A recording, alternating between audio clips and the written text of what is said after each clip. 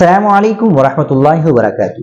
ناظرین کرام، جمعیت علماء ہند کے صدر مولانا ارشد مدنی نے کہا کہ وقف ترمیمی بل مسلمانوں کو کسی بھی صورت میں قابل قبول نہیں ہے، اور اگر حکومت نے اسے واپس نہ لیا تو ملک گیر جمہوری اور منظم تحریک چلائی جائے گی۔ نئی دہلی کے جنتر منتر پر 17 مارچ کو ہونے والے احتجاج کے حوالے سے انہوں نے کہا کہ اس مظاہرے کے ذریعے حکومت کو واضح پیغام دے دیا گیا ہے کہ مسلمان اس بل کو مسترد کرتے ہیں۔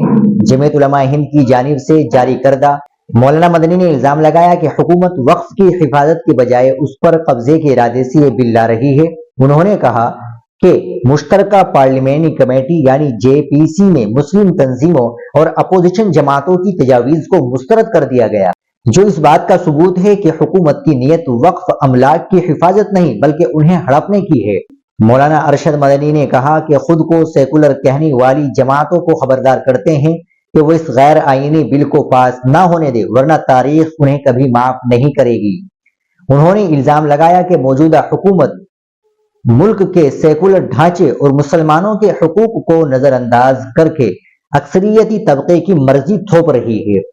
انہوں نے مزید کہا کہ ملک میں مسلمانوں کے خلاف نفرت پھیلائی جا رہی ہے اور انہیں دوسرے درجے کے شہریوں جیسا سمجھا جا رہا ہے۔ مولانا مدنی نے ملک میں اتحاد، امن اور بھائی چارے کے ماحول کو بچانے کی اپیل کی اور حکومت سے وقف ترمیمی بل فوری طور پر واپس لینے کا مطالبہ کیا۔ ناظرین کرام، آپ اس خبر کے تعلق سے کیا کہیں گے کمنٹ باکس میں ضرور بتائیں۔ ویڈیو کو لائک اور شیئر ضرور کریں، چینل کو بھی سبسکرائب کر لیں۔ ملتے ہیں انشاءاللہ اگلی ویڈیو کے ساتھ۔ السلام علیکم ورحمۃ اللہ وبرکاتہ۔